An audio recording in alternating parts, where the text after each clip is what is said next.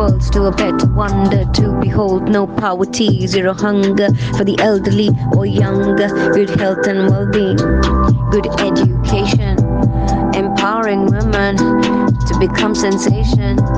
Clean water, sanitation is a right of every nation. Economic growth inclusive and sustained through industry innovation and purely dedication. Yeah, infrastructure be gained. Reduce inequality for sure. Make human settlements secure. Take urgent actions to combat climate change. Conserve life below water and land. Ensure we do not estrange. Justice for all, a peaceful and empathetic nations. Let us all partner to achieve these goals and provide much needed salvation. Each one teach 10, no compensation. Each one teach 10, no compensation.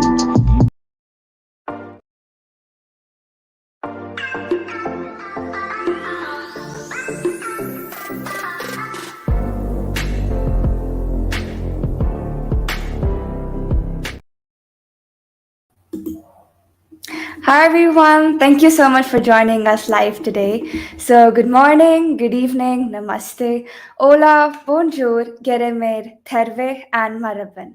This is Namya Joshi, your host for the day. Welcome to episode 81 of the podcast Each One Teach 10, an amazing world of STEM, an inspiring venture where we'll be discussing that STEM is a part of every day for every kid. We all will learn together how to build a STEM culture. Well, for today, my guest is Mr. Rasmus Sandström. So it's my absolute honor to have you here today. How are you doing? Thank you. It's an honor for me to being here. And I'm doing great, even though there's a lot of snowing going on here in Sweden. So, yeah, all good. That's amazing. Like here in India, the weather is getting better day by day. So we're in the mode of spring. I'm really happy that it's not too cold anymore. Well, I hope that it's soon not that chilly in Sweden as well. Yeah, I hope so as well. Yeah, okay. So before we begin, I would love to give a short introduction about Rasmus to you. So he is the CEO of Gameplan, a leading learning management system that provides a comprehensive curriculum, infrastructure, and tools to engage students through esports and gaming. With a history of holding senior positions in many successful companies and portfolios of tech and esports organizations, he's a visionary leader passionate about utilizing technology to drive meaningful impact. He also has an athletic background, having played ice hockey professionally and competed in esports at a high level.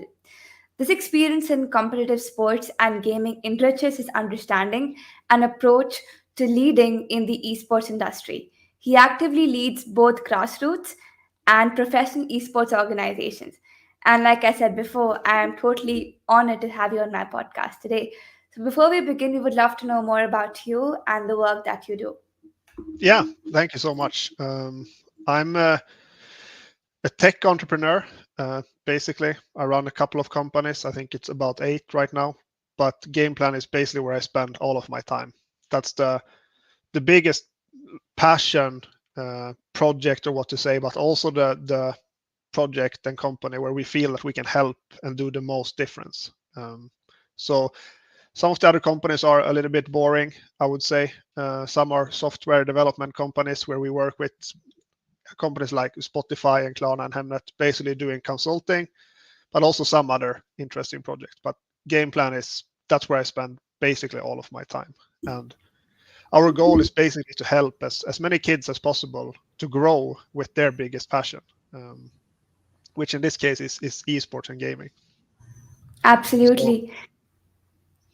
Yeah, yeah, please go ahead. and I'm from a really small village in Sweden. I think it was about 50 persons living there when I grew up, if even that.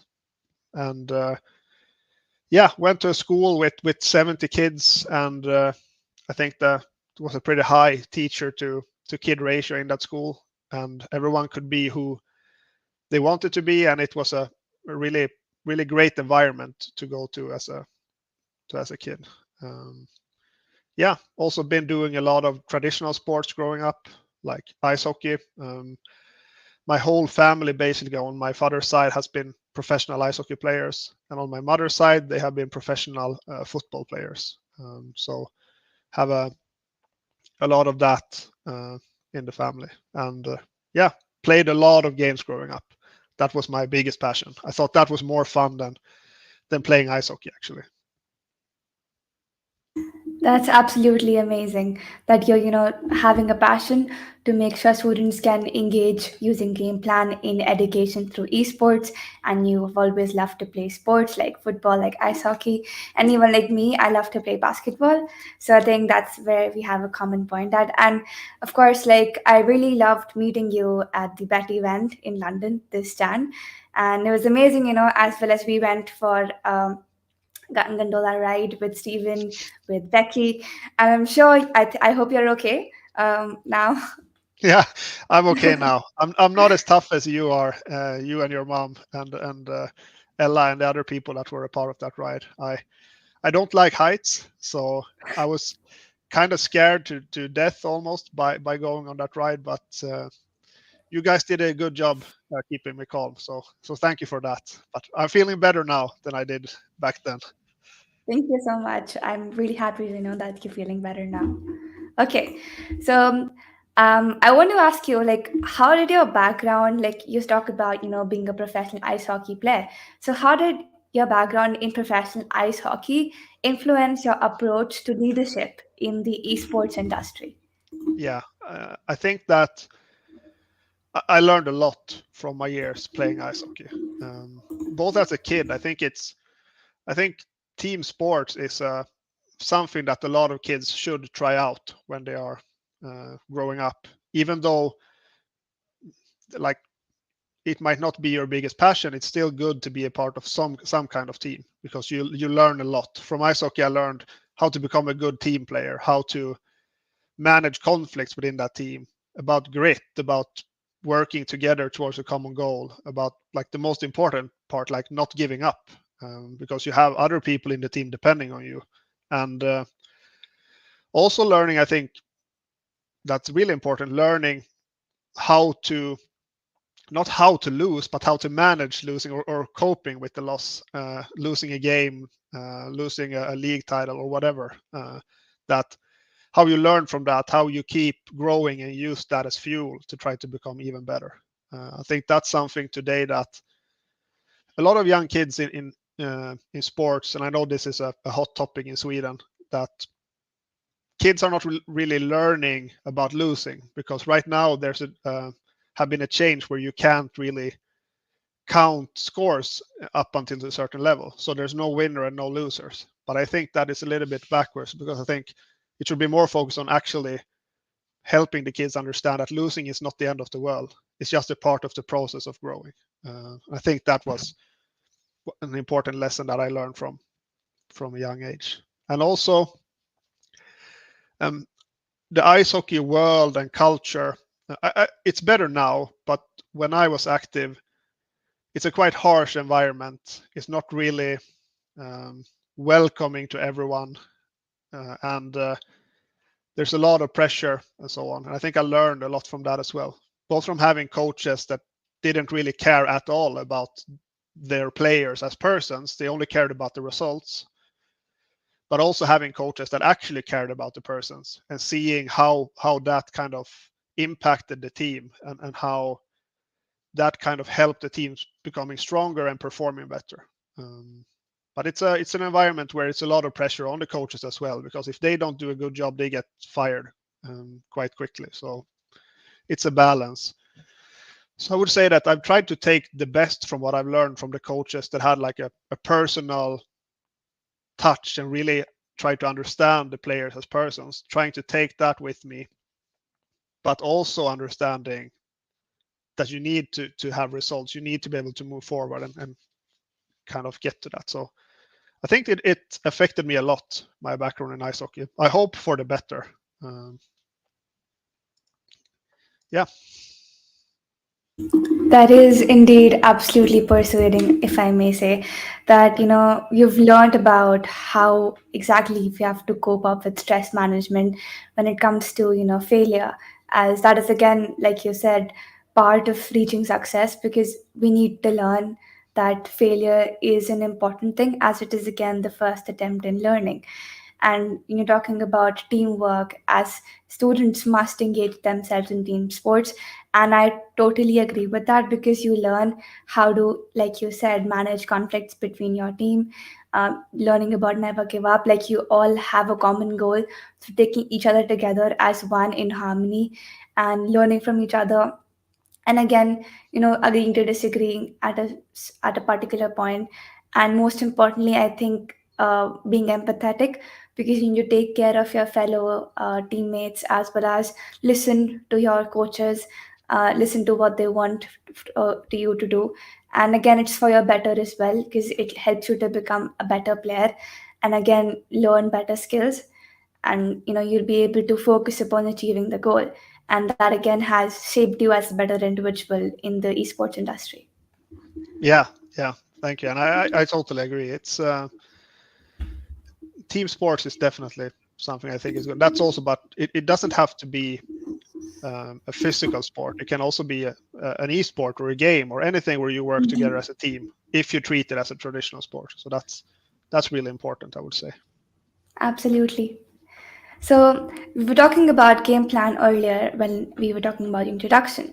So as the CEO of Game Plan, what inspired you to merge education with gaming and esports? Yeah, it had to do a lot with basically when I grew up and were in high school specifically. Since I played ice hockey and was quite good at it, like I always kind of had my place in the schools. I had my friends, I had my teammates. You had a certain like respect among your fellow peers, like and other students. And even though that was good and all that, like my biggest passion were gaming and esports. That was like what I thought was the most fun. So I also had a lot of friends who were only into that and not into traditional sports. And a lot of these kids didn't really have a place in school where they could feel a part of something or a community. A lot of them didn't enjoy to go to schools because they didn't really have any friends, and a lot of the time were made fun of, and just thought it was better to sit at home playing instead of coming to school, because they didn't enjoy it and they didn't really see any need for it. And I mean, at that time, I didn't really think about what that would lead to for them, but the low attendance led to worse grades, of course, giving them less opportunities to either keep studying or get a job that they wanted after they finished school. So when I grew older, I started thinking more about this, and also founded my first esports organization together with my co-founder of Gameplan. I think that was back in 2011. We founded a non-profit organization where we hosted tournaments for Swedish youth each weekend in different esport titles. And we became quite big. We had around 30,000 Swedish kids participating in our tournaments. And we also had our own teams where we kind of did open tryouts, and then we picked up the kids that had the highest ambition, because that was the most important part for us. Not the one that were the most skilled at that time, but the kids where we felt these have the highest ambition. These kids want this the most. And by doing so, we gave them an environment where they could have scheduled practices. They could have a coach that worked with them. We set up common goals to work towards, and only in like 6 months, these young kids became basically professional players. But we also noticed how much they developed as persons and how much they grew, how good they became at project management, about conflict management, about being dedicated and working towards something. And that's when we really started to think about the kids we went to school with, because a lot of these kids reminded me of them, like super smart kids, really good at the games, really good at, like an example is we had a 14-year-old kid who were basically a project leader without knowing it, and his parents sure didn't know it. So what he was doing was he scheduled practices for his teammates who were 14 and 15, 16 years old. He made sure that every practice had a focus. So they would learn these strategies for 14 different maps, and there's a lot of different things you have to do. So it's like to get 5 people to do things at a given second and just changing based on what happens. Like it's doing that, signing up for tournaments, making sure that everyone is on time, all that kind of stuff. Like these kids were doing that, but they didn't know how much they learned from it, and their parents had no idea. So when we started thinking about that, okay, how can we help more kids grow? Like how can we do this in a scalable way? That's kind of when we came up with the idea for Gameplan and Learn to Esport. And there's so much that you can take from the traditional sports world and merge with the esports world, trying to take the best from both. And that's what we try to do. But basically taking kids, using their passion and then learning and stuff, that's what we understood how easy it was. Like when the kids really wanted it, it was so easy to teach them all that we had learned over like 20 years. Basically we could teach them that in 6 months, a lot of that, because it was together with their passion. So yeah, that's kind of what inspired me, like thinking about the kids I went to school with, also seeing these kids that joined our tournaments and understanding what problems they had, but also what strengths they had. And Indeed. yeah. And also we talked a lot with kind of the parents and the teachers, because when we came up with this idea, we were really early, but we wanted to understand, is there a problem we can help solve? So we started talking to schools and parents, and yeah, it was a big problem. We got that confirmed quite quickly. But the problem was that the teacher thought that the kids were playing too much. They were like, they're just wasting time. They're sitting up late at night. We want them to play less, not more. So yeah, then we thought, okay, that it is a problem for the schools, but they don't have a solution. How can we help them solve that? Absolutely. I think before educating students about this, because they are, very much aware about esports and gaming, it's vital that we educate the teachers, the parents as well, because if they know what benefits esports can give to their children, I think that can create wonders. And absolutely, you talked about, how gaming and esports has been your passion, and there were students like who came to the school who loved to play games online but didn't have many friends, so they decided to stay at home and play. So because of low attendance, they were having less grades and they didn't know what to do in the future. And that's exactly, when you grew older, you started your first non-profit organization that created tournaments for about 30,000 Swedish kids, like you mentioned. And you picked out the kids with the highest ambition and not the highest skills, which I believe is really amazing, because those people with high ambitions, like you said, like in the span of just 6 months, were able to become professional players. And you were able to see how they grew, not just as a player, but also as an individual, as a human being, becoming more dedicated, understanding about conflict management, becoming better decision makers. And that's exactly what it reminded you of the kids with whom you went to school. And since you realized that kids were able to take their own ownership with gamification, with esports, that helped them grow more. So that's exactly what led to making of Game Plan, where you're combining traditional learning with esports, and you're able to engage students. Yes, definitely. You're spot on. And I mean, there's always kids like who has an inner drive and has a passion, even if it might not be like even close to majority, but a small part of the student, like you, Namia, who had a drive since a young age, who kind of already has that drive within you and will make you succeed because of that. So I mean, that's really good. That's perfect. But there's also these students who doesn't have that because they don't quite know what their goal is. They don't quite know why they want to work hard, or they don't want to work hard because they don't have a goal. And those were a lot of those students are the one that we can connect to and help and show them that this is a possible path forward for you. Absolutely. Like, I also want to ask you, like, we know this statement and this beautiful quote that challenges are what make life interesting, overcoming them is what makes life meaningful. So, what challenges did you face in establishing Game Plan as a leading learning management system in the esports industry? Yeah, there's been a lot of challenges to face, and one of them was like we were really early with our product. We were many years too early when we started out.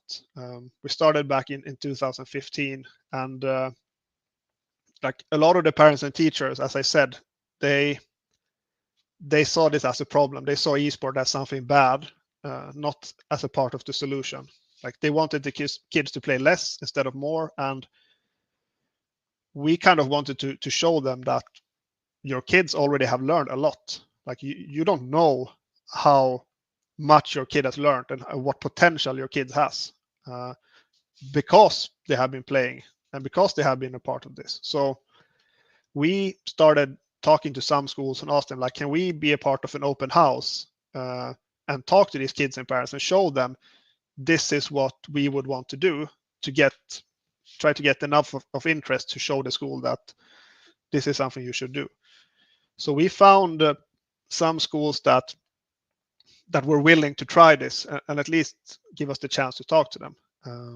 And when we put up our like booth and roll up and so on, the kids were like flooding to our booth. But the parents basically, literally, grabbed kids by the arm and dragged them away from our booth because they were like, no, no, no, you're not going to spend any more time playing, or this is not what you should be doing. So that was a big uh, challenge. So we then tried to just go up to the parents, talk to them, explain to them who we are, what we were doing, and that our goal was not for the kids to play more. A lot of the time we wanted them to play less because we wanted to treat it as a traditional sport. That's kind of the approach we took from the beginning, and show them that the school and physical exercise, those two have higher priority than the esport part. That's the part they need to take care of to even be a part of this esport program. And when we show them that and also show them all the opportunities and what they've learned, and also get their kids talking to us so they could see what knowledge they had, that made it easier. But it took years. Like now it's a lot easier. When we are at the school now at an open house, the parents are dragging their kids to the booth. It's the opposite. Like the kids they want to do it, like they really want to be a part of it, but a lot of the times they can be shy, they don't really want to come up and ask questions, but the parents push them there and like, yeah, but you play a lot at home, this would be perfect for you. So that like it makes everything so much easier. So yeah, the open houses are a lot easier right now. It's easier to convince parents and educators that this is something good. This is like we're taking their biggest passion and turning it into something that will help them grow. And the goal is not to create as many professional players as possible, because there's still such like in every sport, there's like 0.001 whatever of everyone doing it that actually becomes a professional player. That's not what we are trying to do. We're just trying to help kids grow and give them more opportunities to work within whatever field they want to, with game design or project management or developing, coding, anything like that. So yeah, doing this with the schools, like we found a way to implement it into the school, and we were quite lucky to find schools that wanted to give us this chance back then, who were looking into the future and seeing like this is something that needs to be done. We need to meet these students where they are. We don't know how to do it yet, but let's try this. And just a shout out to some of those persons, because without them we wouldn't be here today. That's like Rolf in Avesta, a really small city in Sweden that took the first step, and Karvan and Anders in Västerås and Sofia in Gävle. Like those are the people that believed in us from day one and that showed us support. So that were definitely, there were challenges. It's been a lot of challenges, but we've been able to overcome them. Absolutely. Like I said, overcoming them is what makes life amazing. So it's really inspiration to listen to that you talked about you starting really early back in 2015, wherein parents and teachers had that stigma of gaming being bad, esports being the worst option for students because they're just stuck to their PCs and devices and playing all the time. But then you reached out to schools to show students what game plan can do and what gaming can help them with. And some schools were willing, like you said, and the kids were flooding to your booths, but the parents were taking them away. But then when you made them realize that the parents, that you can treat it as a physical sport too, and there are lots of things students can learn, lots of opportunities they can gain, and you've shown them what they've learned. Now parents drag these kids to your booth at the present time, and that shows that even I think it talks about knowledge being the most powerful weapon. So if people are aware about the advantages and disadvantages of things online, especially when it comes to how gaming and esports has been able to revolutionize learning, I think it has indeed taken a new wave of talking about how gamification has led to many changes in the education system and like being applied in the classroom itself. And when it comes to esports, like you talked about, you don't want it to grow from the passion to profession, but it basically is to grow more and go into any field, be it coding, be it game design, on any other field that students are attracted towards. So it's just about helping them grow more and helping them to strengthen their passion so that they have larger fields and larger options and just an option to do what they love to do. Yes. Thank you so much for sharing that. So, like, since we talked about esports, how do you envision the future of esports and its potential impact on today's traditional education systems? Yeah. I think that esports, but also just gaming in general, will have a huge part going forward, since it's such a big passion for so many kids all around the world. Like, not including it in school as a tool to keep these kids engaged and motivated is just irresponsible, I would say.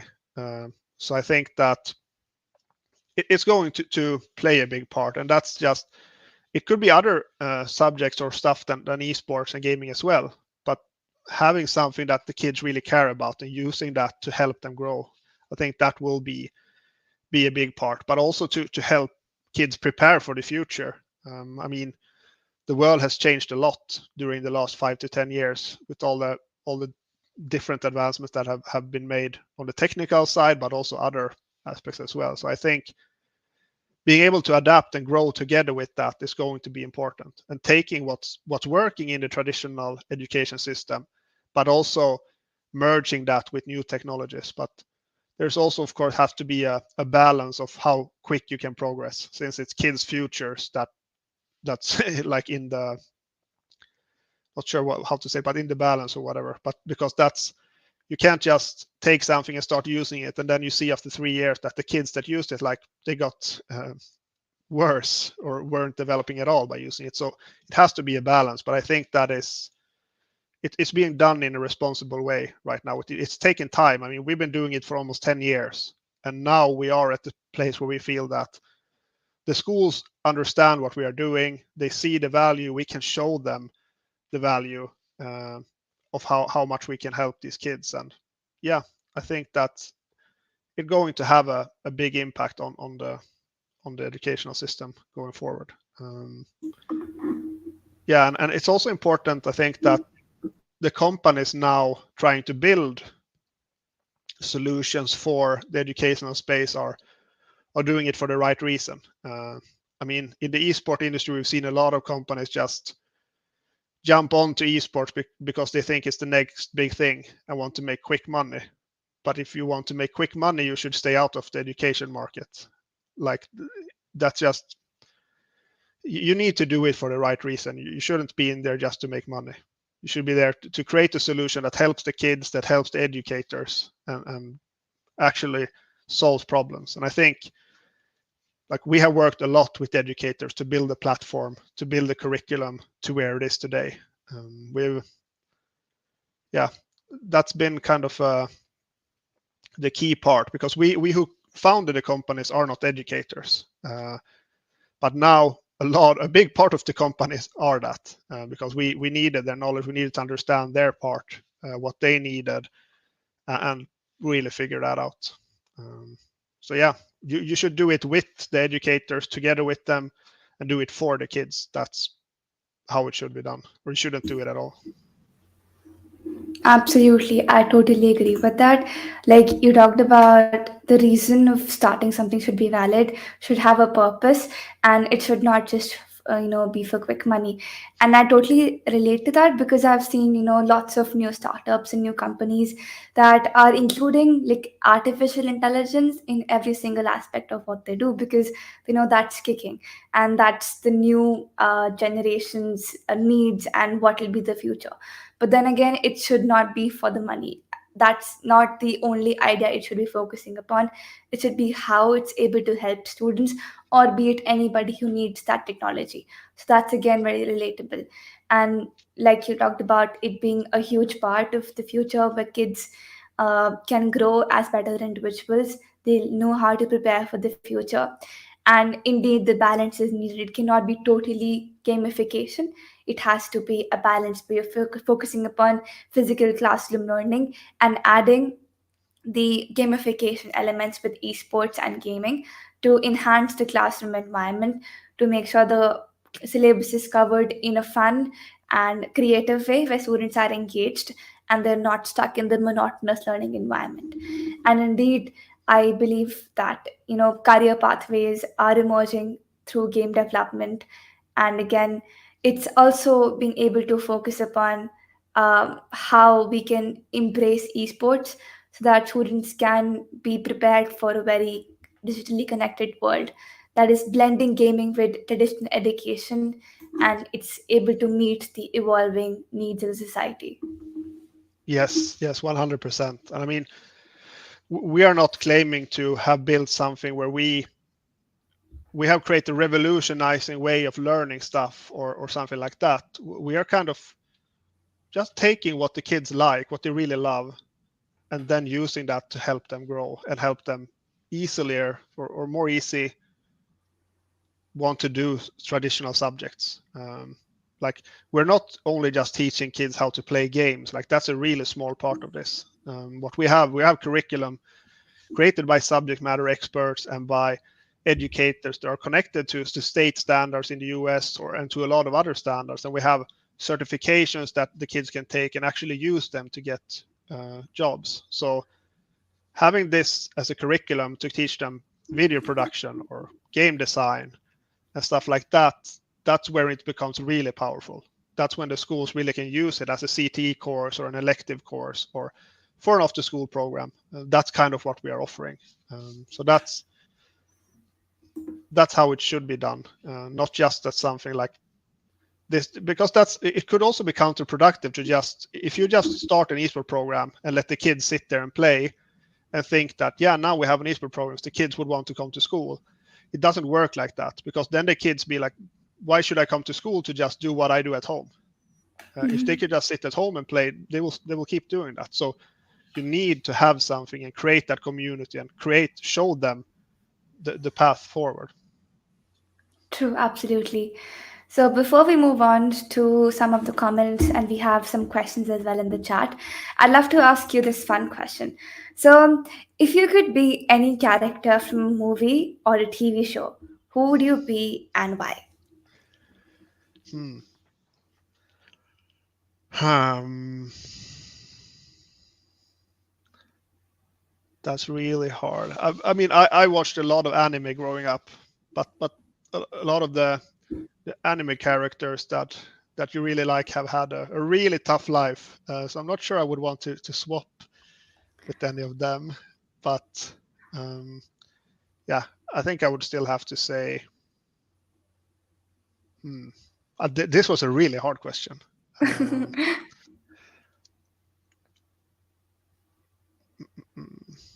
I would say Luffy from One Piece. I would say that. And Okay, why? so tell us about He's them. worked really, really hard to become as strong as he is, facing a lot of challenges. And I think a lot of the animes that we watch kind of is really similar to entrepreneurship of you should never give up, you should work really hard, you should stay true to your values, you need to surround yourself with the right type of people who are doing it for the right reasons. I think that's why I stuck to a lot of these animes, that it's about working hard together with your friends and never giving up. Indeed. Absolutely. Like I would, if about me, I think I would of course choose any day Harry Potter. Like it's my Oh all-time yes, favorite. Because like yes, again, I think even like you talked about anime characters teaching you all those skills, I think the series of Harry Potter and the entire Hogwarts in a way has taught me a lot of skills as well, about never giving up, about sticking to the people who are true to you, and taking forward, taking them forward as a proper community, and standing against the evil, and fighting for the good and for your rights is really important. yeah. I totally agree. I want to change my answer now. I want to be Ron Weasley then. Okay. No, yeah, the Harry Potter series are amazing. Like amazing. I have a Absolutely. lot of Harry Potter stuff in my office here. So yeah, good answer from you. I want to change mine. Okay, thank you. All right. So we have some lovely comments that we can see. We have from Pia. Looking forward to it. Okay, thank you so much for coming and joining us today. We have Dr. Matthew X. Joseph, who is joining us listening to this morning.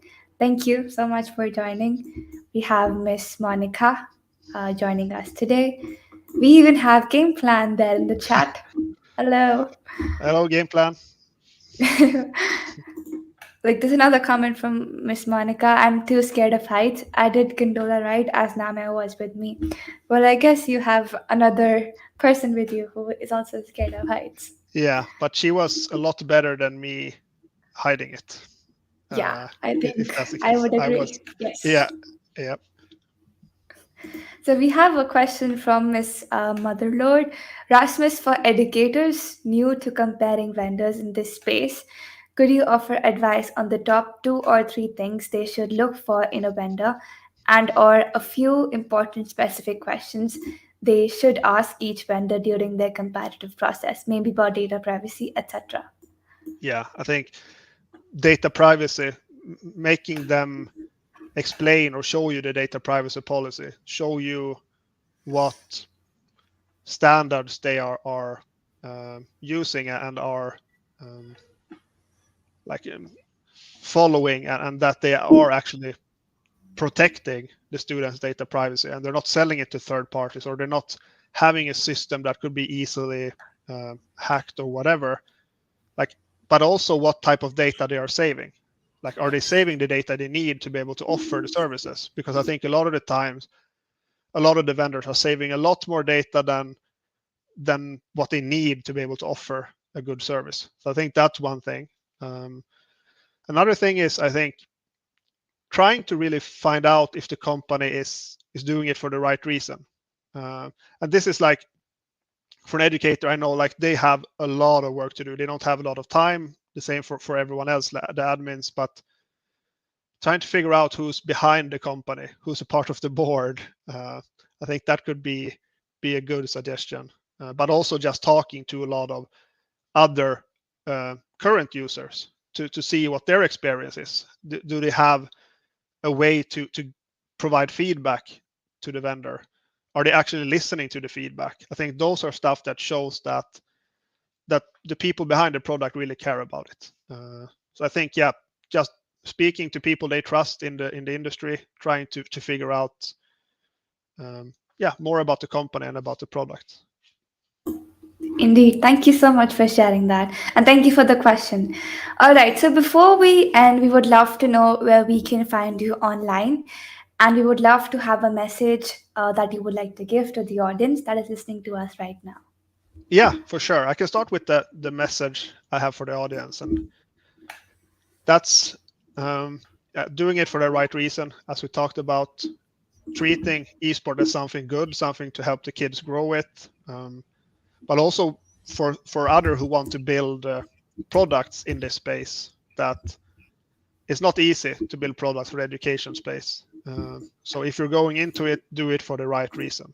And just one quick thing is, it's not a success story, more a failure story that led to something good. It's just that when we started this, me and my co-founder and a couple of my friends that I studied computer science with, we thought that we could build a product so good that we could replace the educator in the classroom.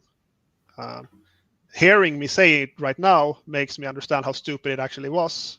But at that time, that's what we thought. But we quickly learned that it's impossible to do that. The educators are a super important part of the classroom. So when we realized we need to build Gameplan as a tool for the educators to help the students, that's when it really took off for us, when we saw this is how it should be done. So that's one thing I want to say. And then also, so just a shout out to the people that believed in us, who helped us, to some of our students that have made great stuff. I want you guys to look up Olivia, who's playing League of Legends for G2, an amazing role model in all kinds of ways. And also to all the schools that we are working with as well, providing us feedback, making sure that we are developing the best product out there.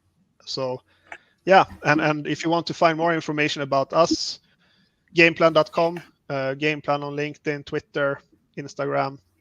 I'm also on LinkedIn, but more importantly, I think finding information on Gameplan.com and reaching out to us through that is perfect. But if you want to talk to me directly, like, don't hesitate to reach out.